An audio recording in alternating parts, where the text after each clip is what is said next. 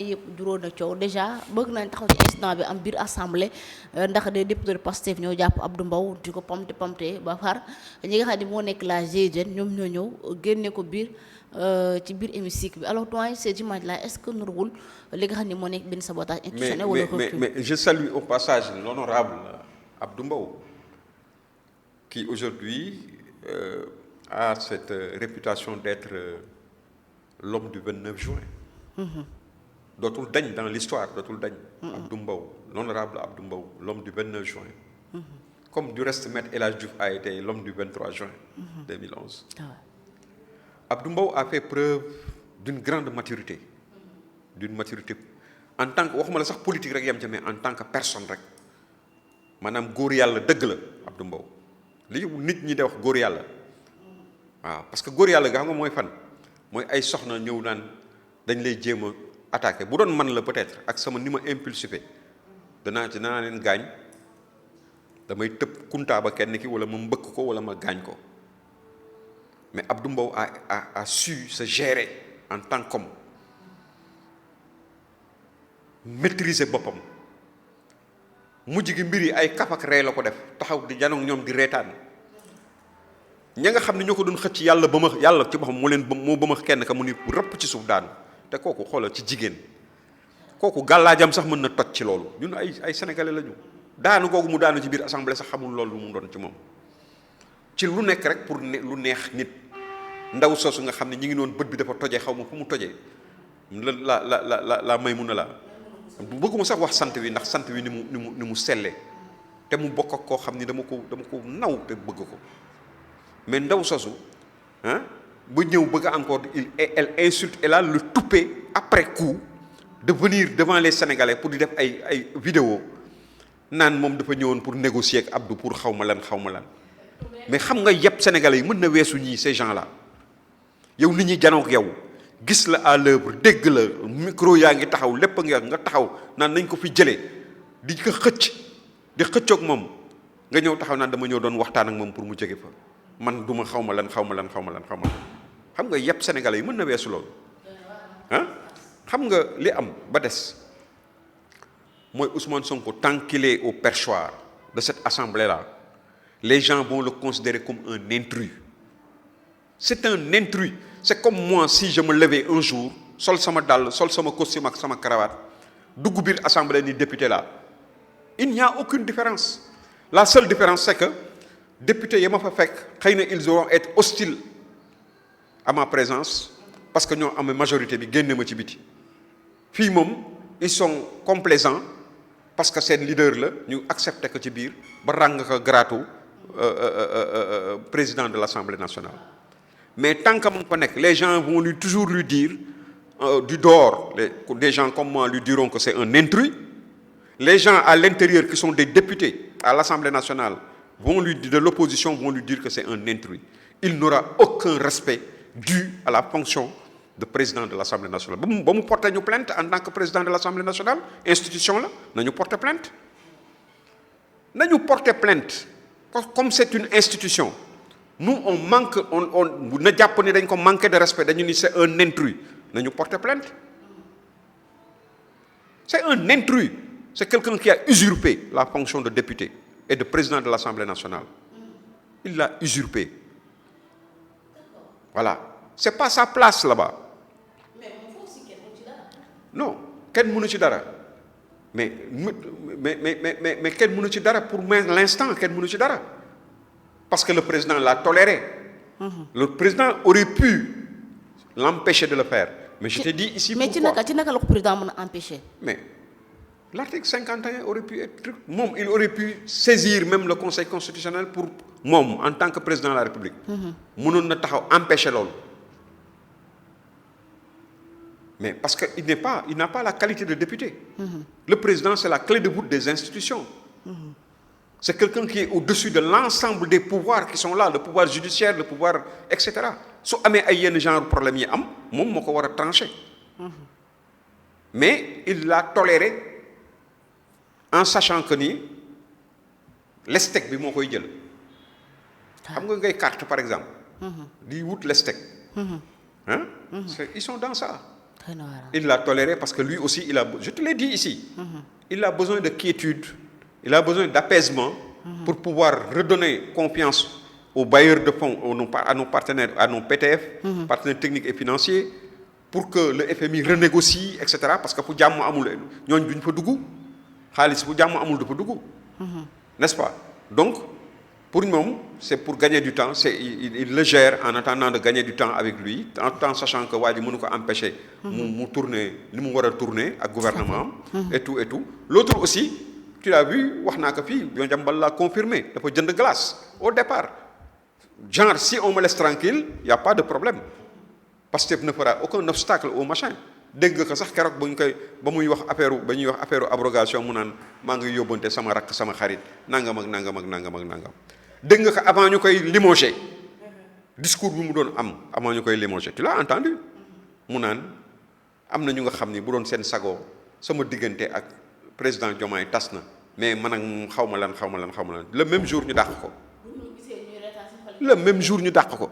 Loolu moo lay wan ne la il est en train de financer di musantu financer FAN2S financer foog naa 2SE noonu lay wax noonu la il est en train de financer day mbong lu toog jéem a fexe pour au moins mu gagner du temps négocier tout xaj na fi pour moom ci diggante bi lu bari xaj na fi mais lui il sait qu'il est assis sur des braises. Il est assis xam nga ci cratère volcan la toog. Non, je te dis avec tout ce qu'il y a ce que Madiambal dit te man Madiambal du kenn koo xam ni dana wax li mu wax dafa leer na jant bi ci asamaan si. ku ko weddi na ko weddi. il a des preuves la wax. mais ne xoolal ba pare ne leen weddi leen rek ma indi preuve yi nañu weddi. on a démonté les preuves. Mais oui voilà. Alors rapidement doyen ba la ñuy jeexal ci référendum bi président bëgg alors Pastef sax keroog dégg nga avant bi séance bi jeex le président de l'Assemblée xam mooy que ni li muy sax président mooy mu promulguer ko purement et simplement ndax jàpp na ni ñoom adapté nañ ko juróotul ñuy laaj askan bi xalaat seen. non moom sàkkuwul dafa ne par force daf ko war a promulguer. bien sûr. nee na parce que bu ko promulguer wul mu am nee na président amul droit bañ ko promulguer. On l'attend, lui, la balle est dans le camp de Ousmane Sonko aujourd'hui. Il avait dit de manière claire, dafa wax ci lu leer nañ Sénégalais yëpp di ko dégg mu ni président amul droit bañ a promulguer affaire bi parce que am na jurisprudence bu am sax de manière fausse li mu wax sax ni jurisprudence bi mu wax ça n'a absolument rien à voir ak li am boobu tëmbal la ndax Sénégalais yi sëlëm leen xam nga Sénégalais yenn yi bu ñu ko déggee dañ koy jël pour de l'argent comptant alors que c'est archi faux. Jurisprudence yooyu mu wax ça n'a absolument rien à voir avec le cas de figure là muy wax mu ni président bu ko defulee aussi def ko ñàkk ko defa ci yem donc def ko rek mooy war a teefam donc moom ñun jàpp nañ ni moom bu ko président deful ba date ya ba mu am fukki fan normalement dafa war a woo presse bi ñëw conférence de presse mu ni léegi la constitution ça a été adopté c'est promulgué man en tant que président de l'Assemblée nationale ak sama majorité jël naa décision ni léegi Sénégal nii lay doxee xam nga qu'est-ce qu'il veut en réalité il veut nous mettre xam nga ñu bëri sax man sax dama foogoon ni régime parlementaire la mais à y réfléchir car dama ci doon waxtaan ak sama benn grand mais en réalité affaire bi il veut nous amener vers un régime hybride xam nga mooy lan loo xam ne kenn mënul wax naan góor la wala jigéen la parce que xam nga régime parlementaire sax dafa am nu muy doxee ba ñuy tànn premier ministre ba ca nangam bi am nu muy tëddee mais li mu wax nii kenn xamul lu mu doon kenn xamul góor la kenn xamul ndax jigéen la waxu dof la. Sénégal c'est un régime bi moom mënu ko changer c'est pas possible. mënut a changer régime déedéet il veut changer le régime en réalité moom jàpp na ni li muy def mooy régime parlementaire lay indi mais moom li mu bëgg indi sax du régime parlementaire c'est un régime hybride. ok voilà. mais même bu dee régime parlementaire la est-ce que jàpp ngay doy actuellement. mais yow dafa nga ni Ousmane par la volonté de Ousmane Sonko et des 130 députés de Pastef yoo xam ni dañu gagné élection boo xam ni moins de 2 millions de Sénégalais ñoom ñoo leen voté à l'Assemblée nationale. sur 18 millions ou 20 millions de Sénégalais dafa nga ni ñooñu am nañu sañ-sañu changer régime politique bi nga xam ne moom la ñu amee depuis 62 ba léegi nga xam ne moo indi stabilité institutionnelle dans ce pays. ñoom koy jàpp ne am nañ sañ-sañ moo tax ñu jaar la ko par assemblée ndax neen mais xam nga yoon lu mu wax assemblée bu waxee loolu. bu amee proposition de loi bu mel proposition de révision bu ñu tënkee ba noppi dañ koy yónnee président de la république moo yore cëggal guyam en tant que président de chef de l'état gardien de la constitution clé de voûte des institutions moo yore cëggal guyam pour mën a xam ndax daf koy promulguer mu jaaree ci assemblée nationale am na ci sañ-sañ président de la république.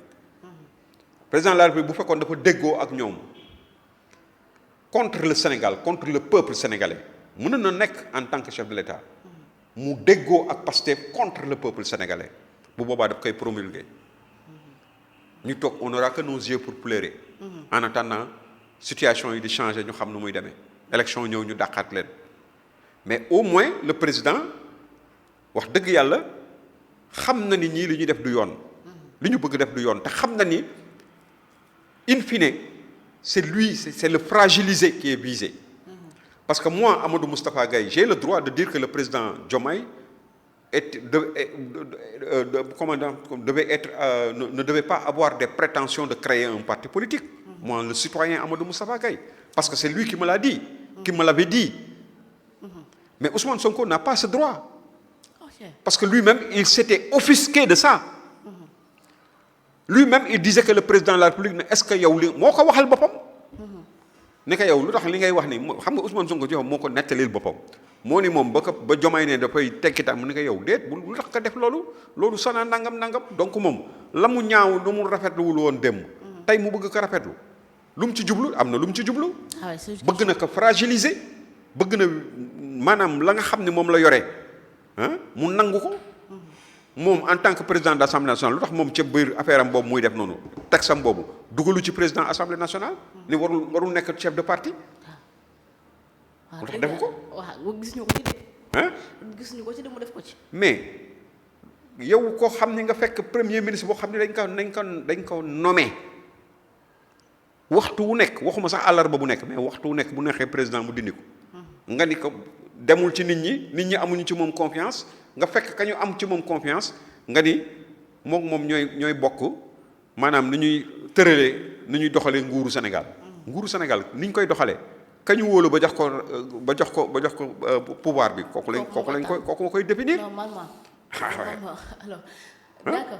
alors doyen en terminant ak le cas de Cheikh